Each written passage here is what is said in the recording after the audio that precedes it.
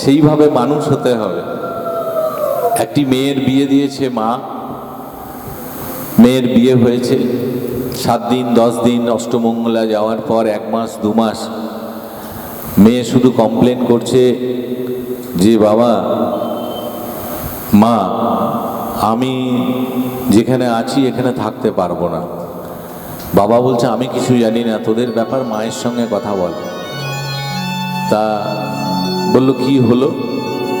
বলল জামাই ঠিকমতো কথা বলে না, ঠিকমতো আমার সঙ্গে মেলামেশাও করে না, এক কথায় আমাকে ভালোবাসে না। তাহলে কি করব? মা বলল এক কাজ কর, আমার কাছে আয়। বলল বেশ, আমি একটা বুদ্ধি দেব। মায়ের কাছে এসেছে, বলল আমি একটা বীজ দিচ্ছি, সেটা কিন্তু খুব গুঁড়ো গুঁড়ো, মানে এই কি বলবো, এই পাউডার টাইপ, হজমোলা গুঁড়ো করলে যেমন হয় সেই রকম। এই বীজটার একটা গুণ হচ্ছে যে আজকে দিবি, আজকে জামাই মরবে না, 1 মাস লাগবে, 30 দিন খাওয়াবি, দেখবি মরে যাবে। বলছে কিরকম? বলছে যা রান্না করবি খুব মন দিয়ে করবি, যাতে জামাই না বলে রান্না ভালো হয়নি, যে খাবো না। আমরা অনেক সময় বলি না যে ভালো হয়নি গো, এটা আর খাবো না, আর ভালো হলে আমরা খেয়ে নিই, খুব স্বাদ। আর সেই খাবারে একটু করে দিবি, 1/2 চামচ করে, জামাই যেন বুঝতে না পারে। এবং জামাইয়ের সঙ্গে খুব ভালো ব্যবহার করবি, কারণ সে তো মারা যাবে। যদি তার সঙ্গে খারাপ ব্যবহার করিস, দেখবি সে মৃত্যুর সময় তোর নামে বলে যাবে আর তোকে পুলিশে ধরে নেবে, সারা জীবন জেল খাটতে হবে। যে ব্যবহারটাও ভালো করবি। ব্যবহার ভালো করতে লাগলো। বাড়িতে সন্ধ্যেবেলা এলে চা দেওয়া, রাত্রিবেলা যা খেতে চাই সেটা করে দেওয়া, দুপুরবেলাও তাই করে দিচ্ছে। সেই জামাই তার স্ত্রীর সঙ্গে খুব ভালো ব্যবহার করতে লেগেছে, যে এত সুন্দর রান্না আর কেউ করতে পারে না, চলো তোমাকে নিয়ে ঘুরে আসি। করতে করতে 15 দিন পর ওই মেয়েটি মাকে ফোন করেছে, বলছে মা 15 দিন ধরে বিষ খাওয়ালাম, কিছু তো হলো না, কিন্তু এই বিষটা দিলাম, যা হয়েছে ভিতরে সেটা যেন ঠিক হয়ে যায়, এরকম কোনো ওষুধ দাও, কারণ 15 দিন তোকে খাওয়াচ্ছি, ক্ষতি তো হচ্ছেই ভিতরে কিছু। বলছে সে কি রে, আর 15 দিন পর তো মারা যাবে জামাই। বললো না, বিষটা যাতে কেটে যায় এমন কোনো ওষুধ দাও। সেই জামাই নেই, কি সুন্দর ব্যবহার করছে আমার সাথে, আমরা দুজনে একসাথে মিলেমিশে আছি। দিয়ে মায়ের কাছে এসেছে, বললো বাবু তোকে আমি বিষ দিইনি রে, ওটা হজমোলা গুঁড়ো দিয়েছিলাম, কারণ তুই তো তোর স্বামীর সঙ্গে সেরকম ব্যবহার করতিস বলেই তোর কাছে আসতো না, তোকে ভালোবাসতো না। তুই যেদিন ভালোবাসতে লেগেছিস স্বামীকে, সেদিন স্বামীও তোকে ভালোবাসতে লেগেছে। তো এরকম তো মায়ের দরকার। আগে তো বুঝতে হবে, যদি মা ঠিক না হতো তাহলে সংসারটা ভেঙে যেত। আগে বুঝতে হবে যে অপরকে খারাপ না বলে নিজেকে আগে বিবেচনা করতে হবে, যে আমার ভুলটা কোথায়। পরের ভুল ধরার থেকে নিজের ভুল ধরাটাই ঠিক, তা না হলে খুব মুশকিল।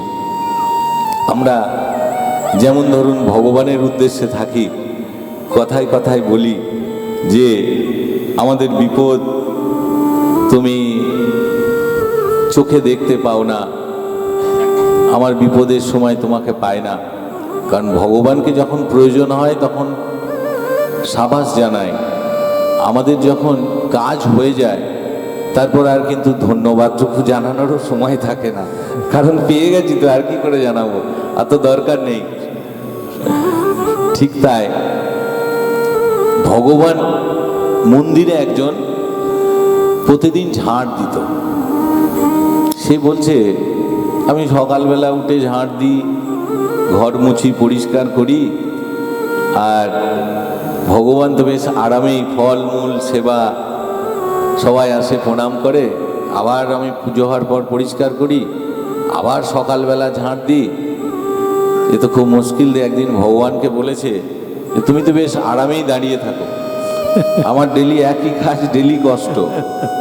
বলছে বেশ, তোর একদিন দাঁড়ানোর শখ হয়েছে, তুই একদিন আমার রূপে দাঁড়াবি, কোনো কথা বলবি না, আমি সব যা ঘটনা ঘটবে সব ব্যবস্থা করে রেখেছি, কি ঘটবে ঠিক করে রেখেছি, তুই শুধু দেখবি, কোনো উত্তর দিবি না।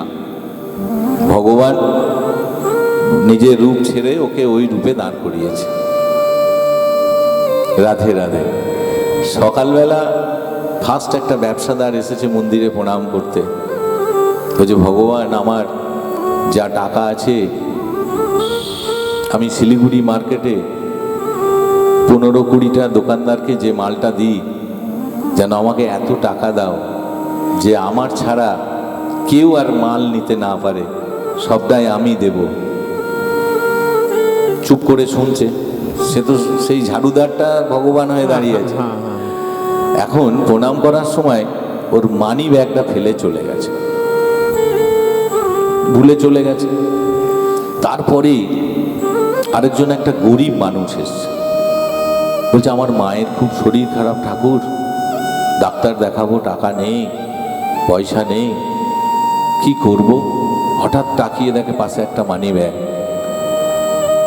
ভাবছে ভগবান দিল, এই তো ভগবান আমাকে দিয়ে দিল, দিয়ে মানি ব্যাগটা নিয়ে চলে গেল। তারপরে একজন নৌকা চালায়, সে সর্বপ্রথম নৌকা কিনেছে, সমুদ্রে মাছ ধরতে যাবে। ফার্স্ট দিন মাঝি, আমরা গাড়ি কিনলে যেমন মন্দিরে পুজো দিই, সে নৌকা নিয়ে তো আসতে পারবে না, পুজো টুজো দিয়ে প্রথম দিন আমি মাছ ধরতে যাব সমুদ্রে, প্রণাম করছে। সেই মুহূর্তে সেই ব্যবসাদারের ব্যাগটা ফেলে এসেছে, ও থানায় চলে গেছে।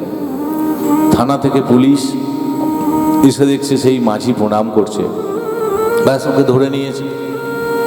বলছি তুমি ছাড়া কেউ জানে না আমার টাকার ব্যাগ এখানে ছিল, তুমিই নিয়েছো। ও থানায় গেছে, থানায় গিয়ে সব সত্যি কথা বলেছে যে আমি আপনার ব্যাগ নিইনি, আমি এই কারণে পুজো দিতে এসেছি। থানা ওকে ছেড়ে দিয়েছে, ও মুক্তি হয়েছে। মুক্তির পর ও চলে গেছে। এসে এইবার এই যখন পাথর রূপে দাঁড়িয়েছিল, কি বুঝলি আজকে সারা দিনটা? বলছে তো বিচার করা খুব মুশকিল, একজন ব্যাগ নিয়ে গেল, আরেকজনকে পুলিশ ধরে নিয়ে চলে গেল। আমি ভাবলাম একবার বলি গো, ও চোর নয়, তা বলতে পারলাম না, আপনি নিষেধ করে গেছেন। বলে আমি সব সাজিয়ে গেছিলাম, তাকে যদি পুলিশে না ধরতো, আজকে সমুদ্রে মাছ ধরতে যেত, আজকেই বৈকালবেলায় বড় তুফান আসবে, সেখানে সে নৌকা সমেত ডুবে মরে যেত। তাই জন্য তাকে পুলিশে আটকে দিলাম। আর যে বড় লোক মানুষটার প্রচুর টাকা, সেই টাকা আরও তার দরকার, তার থেকে নিয়ে গরিব মানুষের মাটার সেবা করার ব্যবস্থা করে দিলাম। সব ঠিক করেই রেখেছিলাম, শুধু দেখে গেলেই এই পর্যন্ত। কিছু ডিসিশন নেওয়ার ক্ষমতা আমাদের নেই, আমাদের সংসার জীবনেও নেই যে আমরা কিছু ডিসিশন নেব। তিনি সব করে রেখেছেন, তিনি ছাড়া একটা চোখের পলকও পড়বে না, সব তার ইচ্ছার উপর ডিপেন্ড করে। আমরা সাময়িক বলি আমি করলাম, আমরা করলাম, কিন্তু না গো, সব গোবিন্দ। তাই গৌর হরি হরি বল, হরি